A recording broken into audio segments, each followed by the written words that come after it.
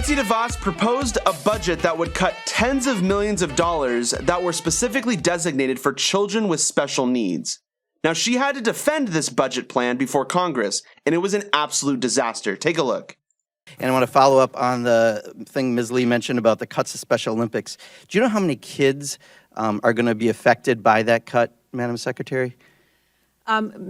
Mr. Procan, let me just say again, we had to make some difficult decisions with this budget. Again, this is a question on how many kids, not about the budget. I don't know the number of kids. It's 272,000 kids. That's all. I'll answer it for you. That's okay. No problem. It's 272,000 kids that are affected. Is an awesome organization, one that is well supported by the philanthropic sector as well. Sure. I'll tell you, reclaiming my time if I could, Madam Secretary, because there's a couple more parts to this. So also, we have cuts that go in the special education grants to states from $3 million to $2.2 million, a 26% cut. And then also in this budget, you have a $7.5 million cut to the National Technical Institute for the Blind, a $13 million cut for Gallaudet University, a $5 million cut for federal program for print books for blind students. And you recently had a federal judge rule against us on some areas around special education. I have two nephews with autism. What is it that we have a problem with children who are in special education? Why are we cutting all of these programs over and over within this budget? Well, sir, we have continued to retain the funding levels for IDEA and held that level. So in the context I don't think I brought up IDEA. I believe I brought up Special Olympics, special education grants to states, the National Technical Institute for the Blind, Gallaudet University, federal program for printing books. So if you could address those, that's the question. I would really appreciate it. I will address the broader question around or if you could actually address the question I asked. That's even a better way to answer a question. Supporting students with special needs, we have continued to hold that funding level, that funding at a level amount, and in the context of a budget proposal that is a 10% reduction. All right, I'll reclaim my time. I'll reclaim my time. You're not. Betsy DeVos's demeanor in general is just absolutely disrespectful, and I can't stand this woman. She has to be one of the worst out of all the people in Trump's cabinet. She's got to be the worst. Like, that's saying a lot. There are a lot of people, Steve Mnuchin, Mike Pompeo. Out of all these people, I honestly think Betsy DeVos has to be the worst person in Trump's cabinet when it comes to policy. Like, what gets you to a position where you're okay with cutting funding for children with special needs? And then, by the way, I want to clarify, this budget increases charter school funding by $60 million.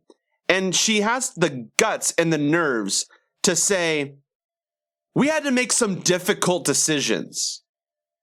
Are you serious? Her demeanor in general, guys, is just awful. And if you haven't seen, I highly recommend Super Deluxe. They did this awesome compilation with Betsy DeVos where they depict who Betsy DeVos is in like 2 minutes in a perfect way. Like, she does this thing where she smiles and she's so fake. It makes me just not like her so much more because she does this fake smile. And I'll never forget, I watched this live. She was responding to Congress when she was running, when she was trying to be appointed into Trump's cabinet as Secretary of the Department of Education. And she was like asked a question involving like bullying or something like that. And like, she was asked like, do you support, private institutions following the same sort of standards that federal institutions have to comply with when it comes to like bullying or something like that? It was such a layup, right? It's something that every American would obviously support. And she's like, I support accountability. I support accountability. And they would ask the same question, yeah, but do you support this? I support accountability. I support accountability. She said it literally 4 times, I think it was, 3 or 4 times. And it was just so cringeworthy. And if you haven't seen that video, guys, look at Super Deluxe. Pull it up right now. Just don't even finish this video. Go to Super Deluxe. Watch it. It's so disgusting. And that's honestly who Betsy DeVos is in general. She's willing to cut funding and fund charter schools. She's starting to cut funding for special needs kids, kids with special needs, I should say, and fund charter schools. Now, I have two problems with this just from her own platform. If we just presuppose that her platform is moral and just or whatever, I'm going to point out some just blatant hypocrisy in her own platform, which is saying a lot, by the way, guys. She supports charter schools and the private school institution. Why are you giving the charter school, the private institution, the free market, $60 million? It's not much of a private institution or a free market institution if you're giving them $60 million. Can you explain that one to me? And like, I guarantee you her response would be something like, yeah, well, it's not fair that public schools get like this advantage. Yeah, they get an advantage because that's what we want. They deserve an advantage because that's how the system works.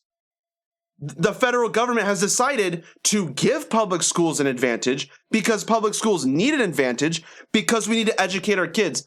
Now, understand this. Like that's probably the number one overarching hypocrisy that she runs into, is that she's okay with providing welfare to private schools. And they call it, by the way, I don't know if you've ever heard of this, and you got to understand this if you're not familiar. They call them vouchers, school vouchers. If you've ever heard of vouchers, the voucher program, the way it works is they pay you to have school choice. And while that sounds really good from the outset, you have to understand what the overarching philosophy is.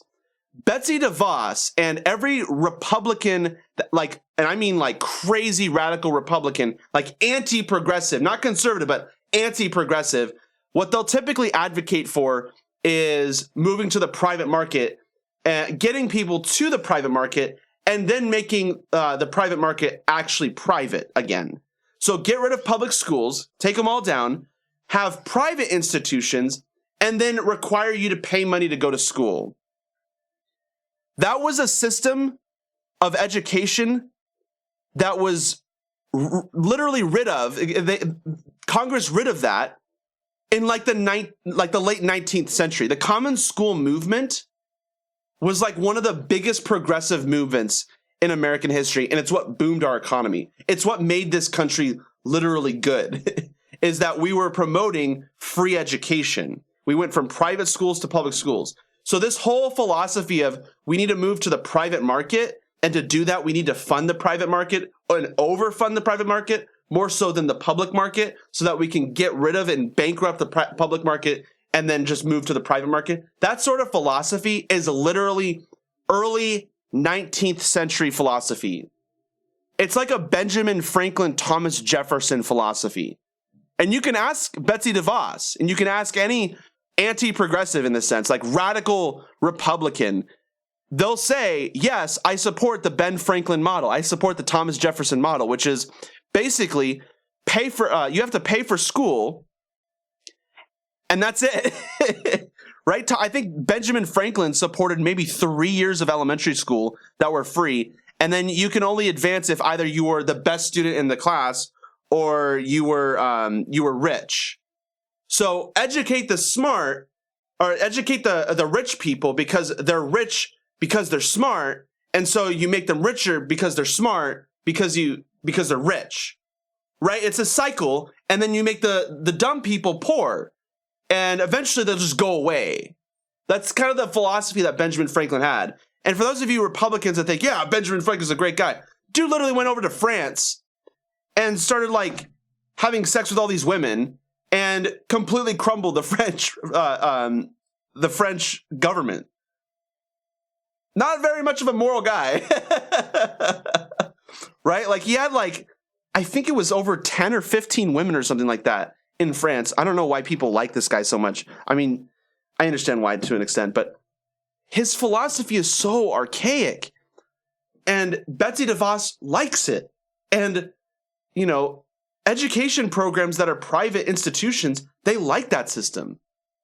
It's so unacceptable. And this budget cut that's affecting over 250,000 kids just in the Special Olympics alone, that is just unacceptable.